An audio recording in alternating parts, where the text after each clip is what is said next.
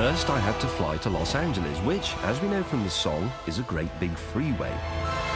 That makes it the perfect place to test the most important car since the car was invented. Here it is. It's called the FCX Clarity, and I'm afraid it's a four-door Honda. But if Raymond Baxter, God rest him, were here with us today, he'd be wearing a perfectly cut suit and he'd be saying that this is the future of motoring. And that's certainly not because of the way it looks, because it looks just like a car. There's more normality too. It doesn't drive itself, doesn't levitate. This is remarkably like driving around in a Honda. What the Clarity is an electric car, but it's nothing like the Tesla that Jeremy drove earlier. In fact, it's nothing like any electric car we've ever seen before. The front wheels are driven by a perfectly normal electric motor, but there are no batteries. Instead, this car has its own on-board electricity generating station, and that takes the form of a hydrogen fuel cell. And now, viewers, you better brace yourselves. Either that or turn over to the soft porn and Nazi sharks on Channel 5, because I'm about to explain all this. At the back of the car is a fuel tank, exactly where you'd expect it to be, but instead of filling it with petrol or diesel, it is filled with compressed hydrogen. Now, this hydrogen is combined with oxygen from the air in the fuel cell, and in a rather complicated and boring way, that makes electricity. That electricity is then used to drive the electric motor, which turns the front wheel, like it might do in a perfectly normal front-wheel drive car, and the whole process is controlled by the whole process is controlled by a box of electronics under the bonnet where the engine would normally be. And that really is all there is to it. It's the fuel cell and the hydrogen tank that goes with it that puts the Clarity in a different league to every other electric car. So far, most electric cars have been appalling little plastic snot boxes that take all night to recharge and then take half a minute to reach their maximum speed of 40 and then run out of juice miles from anywhere.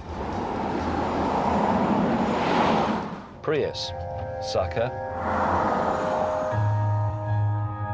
But when the Clarity runs out of juice, you just pull into a hydrogen filling station. The hydrogen is compressed into a liquid, so it's a bit like petrol. You fill it just like a petrol car. And the only difference is, because this is under pressure, you have to lock it with this lever. Terribly important that. If you don't do that, you get hydrogen all over your shoes. In America, hydrogen costs roughly the same as petrol. But unlike petrol, it'll never run out, because it's the most abundant element in the universe. That whole process has taken somewhere between 2 and 3 minutes and has given me another 270 miles of driving. And there's another bonus with hydrogen. The only emission from this car is water, because that's what you get when you mix H and O, H2O, water.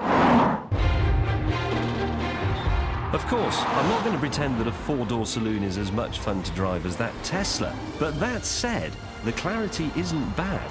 I mean, it develops 136 horsepower. So this is an electric car that will do 100 miles an hour and 0 to 60 in just over 9 seconds, which is right on the money for a family car.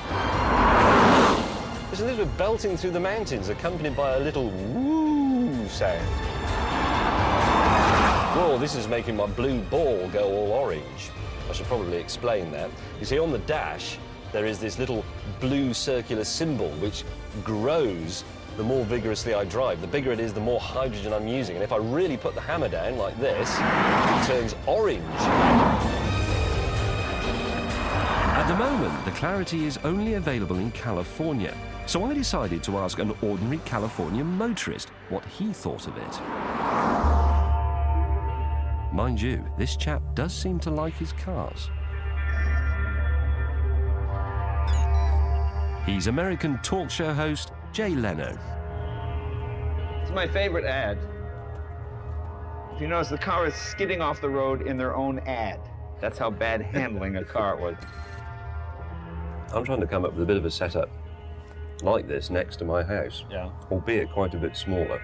It turns out that Jay, like me, is a fan of the Clarity, not just because it's clever, but because it might just be the saviour of all the amazing gas guzzlers in here. Car enthusiasts that think, oh, this is going to be awful. No, it won't. It'll save the petrol. It'll save your MG or your Sprite or your Midget, whatever you have, and you go out on the weekend, you have fun, and then you put this in the car park during the week. Much like the automobile was the savior of the horse. You know, in the cities, at least in America, horses would be whipped and they'd drop dead. And then when the car came along, it freed up the horse to be used for recreational purposes and just the beauty of the animal, whatever you want to call it. And I think these type of cars would be the savior of our sports cars, our MGs, Porsches, things like that. You know how the Toyota Prius is the sort of darling of Hollywood? It's a fashion statement. But you know why, BC? Because it has the moral superiority. With the Prius, you can go, look, I am driving an unattractive car because I am saving the planet. See, in America, we like everyone to know about the good work we're doing anonymously.